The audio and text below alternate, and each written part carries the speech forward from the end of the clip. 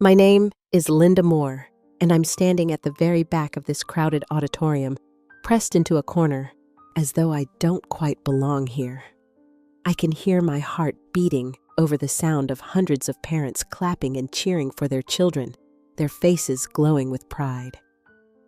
I wonder if mine looks anything like theirs, because for the first time in 20 years, I'm finally where I've always wanted to be. I didn't plan to sit with the other families. That section down front where the reserved signs gleam on every row is where his father and his family sit. They're all dressed sharp in navy suits and pearls the way they always were, like they owned the place and everyone else was just passing through.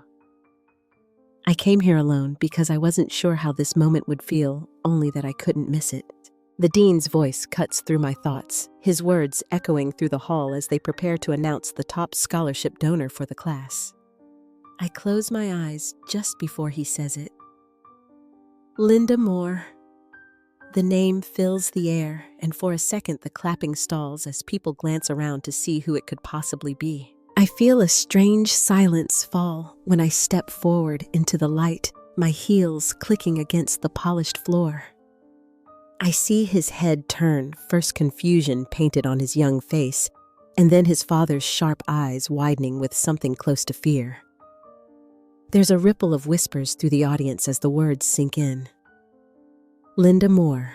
I wonder why no one thought to look for me here. Why no one believed I would keep my word after all these years. Why, when they told me 2 decades ago that I wasn't fit to be a mother, they thought that would be the end of me. I can still remember the way they said it so certain and cold. You don't belong here. You can't give him what we can.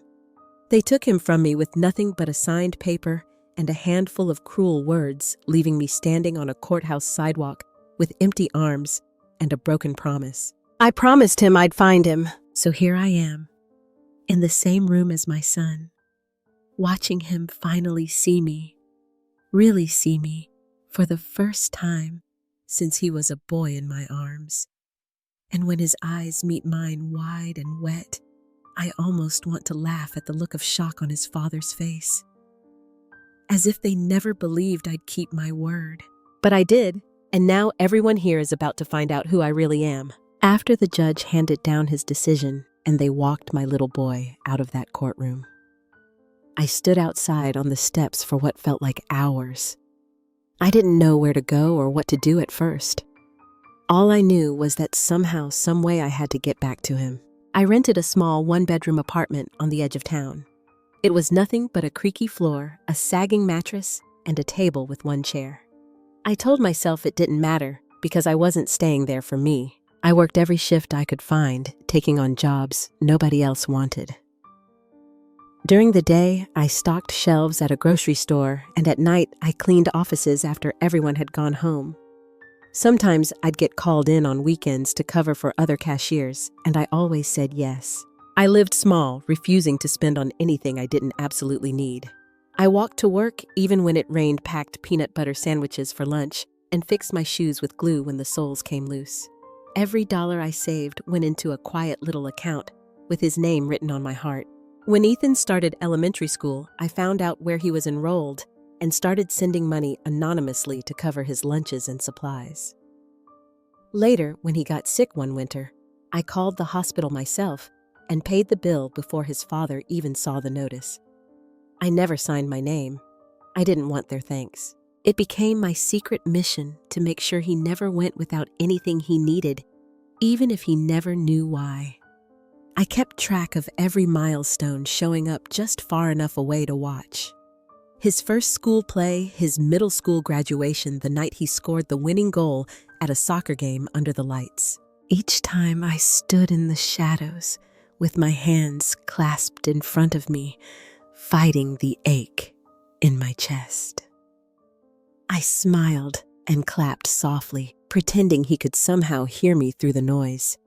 And when it was over, I'd walk back to my little apartment, proud and heartbroken all at once. Even though he never turned to look for me, I told myself it was enough to know he was growing healthy and cared for. I never stopped believing that someday, somehow he'd understand, that he'd know I never really left him. Every year on his birthday, I would pick up the phone and call the number I had memorized by heart. The first few times I heard his little voice say hello, my whole body would light up for just a moment. But before I could even get his name out, someone would grab the phone and hang up without a word. I kept trying year after year, even when I knew what would happen. I would sit there with the receiver pressed to my ear, listening to the dial tone after they cut me off, staring at the wall, as if maybe the next time would be different. It never was. The hardest day came when he answered and said my name. Not Mom, not even Mama, just Linda. I froze, the word cutting through me sharper than anything his father ever said in court. I could hear someone in the background telling him that was the right way to address me. That was when I realized they had taught him to see me as nothing more than a stranger. I bit my lip to keep from crying before whispering happy birthday and hanging up. As he grew, it got harder to watch him from a distance. I would stand at the back of the field during his games and see him run to his stepmother first, smiling at her like she was the one who had held him through his fevers and kissed his scraped knees. I stayed hidden, clapping quietly so no one would hear me. Every time I saw him wearing that proud, distant smile, I wondered if he even remembered who I was. It felt like a little piece of me was fading away each time he looked right through me. But I stayed. I endured it all because I told myself one day he would understand. Even though it broke me to see him slip farther and farther from my reach, I never let go of the hope that deep down, somewhere he would remember that I was his mother. There came a point when I realized that waiting and hoping wasn't enough. If I wanted to be ready for the day Ethan would need me, I had to build something of my own. So I made a choice to stop feeling sorry for myself and start making plans for the life I wanted him to see. I picked up extra hours wherever I could, cleaning houses in the mornings and running the laundromat I scraped together enough to buy at night. It was nothing fancy, just a row of old machines and a cracked linoleum floor. But it was mine.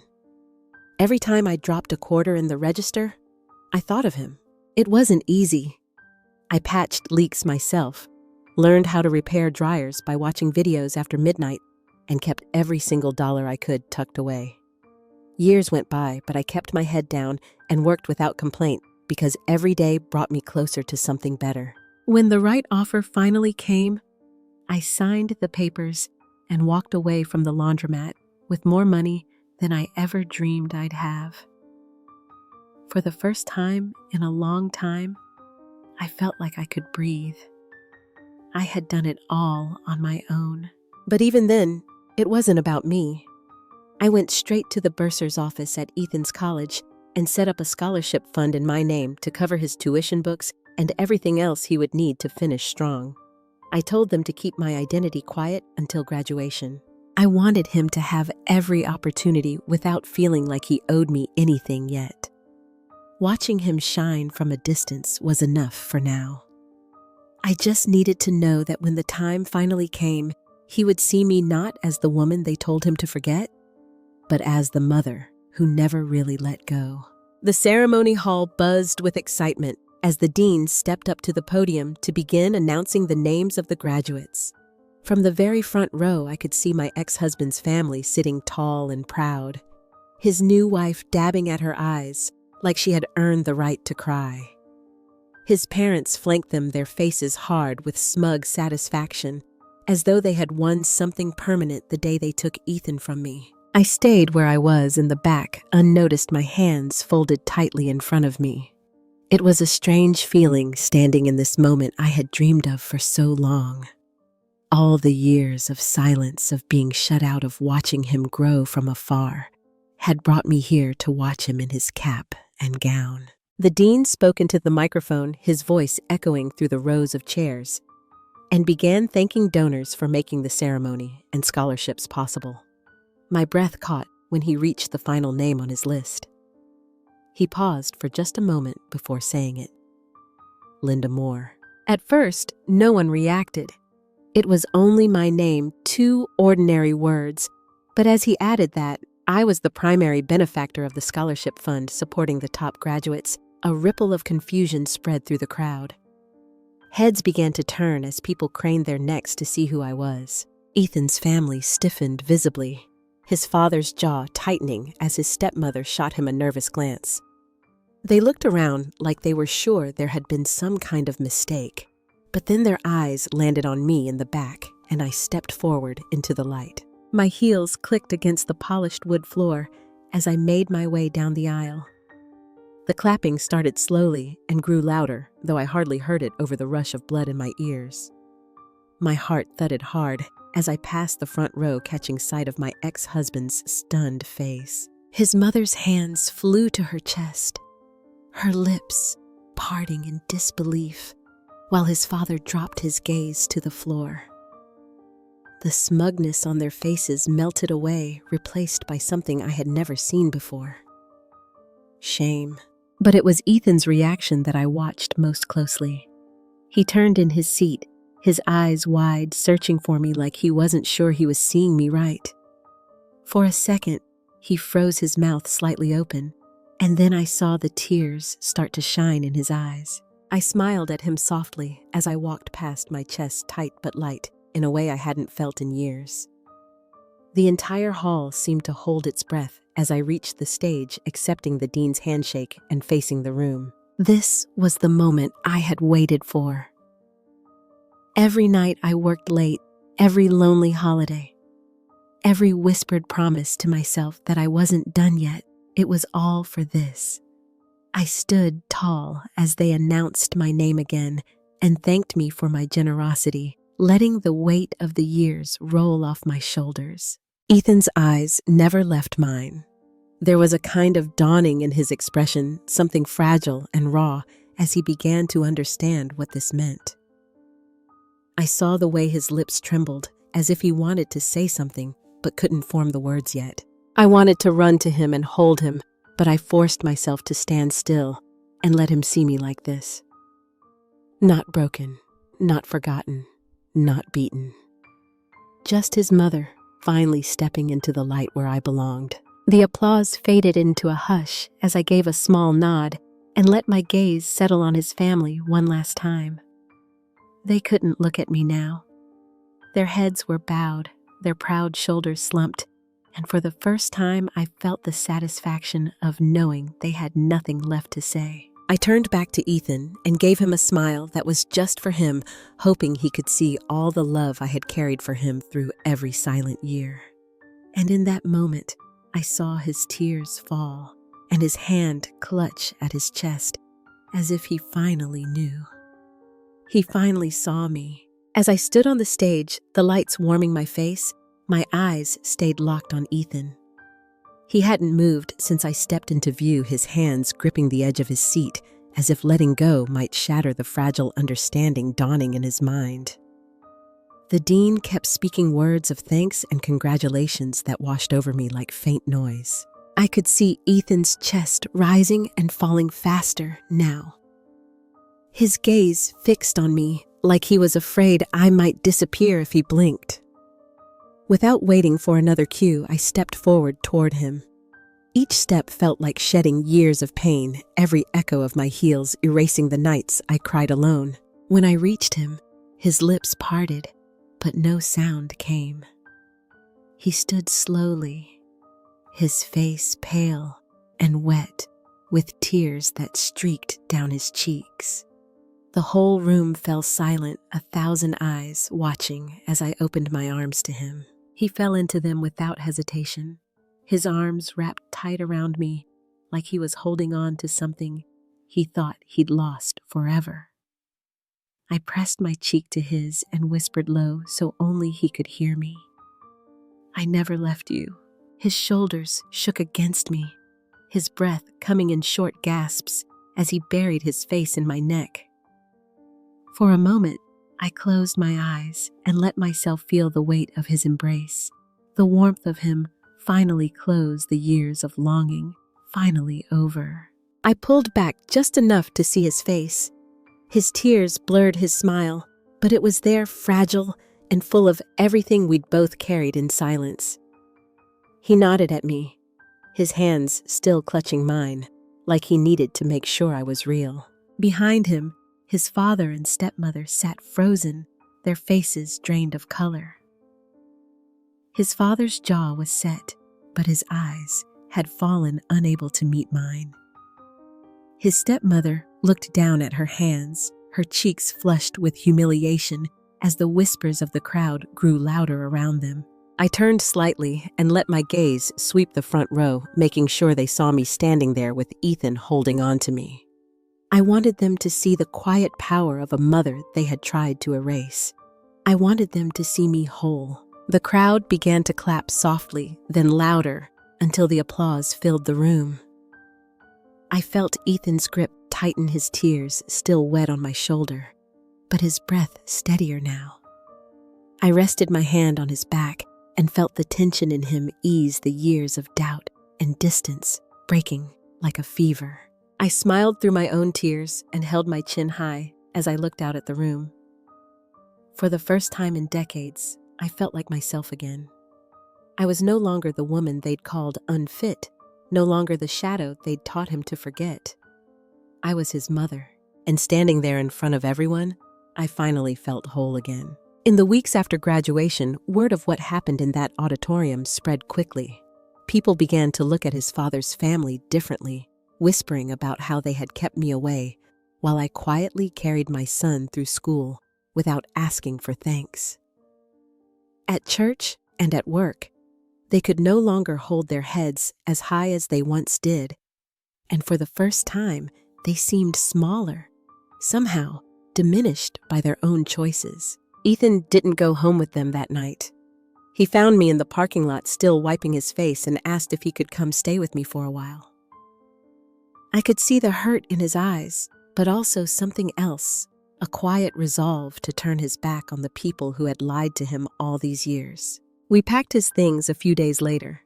His stepmother barely looked at him as we carried boxes out of their house, and his father stood stiff in the doorway, saying nothing at all.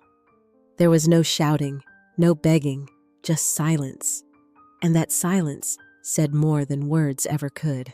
When we finally closed the door of my little home behind us, he let out a breath that sounded like freedom. I fixed him something to eat, and we sat at the table together for the first time in so long, without anyone between us. It wasn't perfect yet, but it felt right. Lying in bed that night, I stared at the ceiling and let myself feel the quiet triumph settle in my chest. After all the years they tried to erase me, here I was, with my son under my roof and justice in my heart. For the first time, peace didn't feel like a dream anymore. Looking back on everything, I've come to believe that love doesn't have to be loud to be real. It doesn't need applause or recognition to matter. Sometimes it's quiet, steady, and patient, carrying you through the years, even when no one notices. For so long, I thought being kept in the shadows meant I had failed as a mother. But now I see that love lives in what you do, not what people see. It's in the sacrifices you make and the promises you keep, even when they don't remember to thank you. I've also learned that silence can speak louder than anger. There were so many times I wanted to shout at the people who hurt me, to demand they see what they'd done.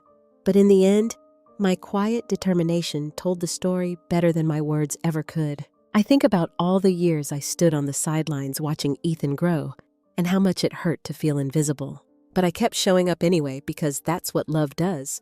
Love keeps showing up even when it's not invited, even when it has to wait. I hope my story reminds someone listening not to forget the hands that raised them.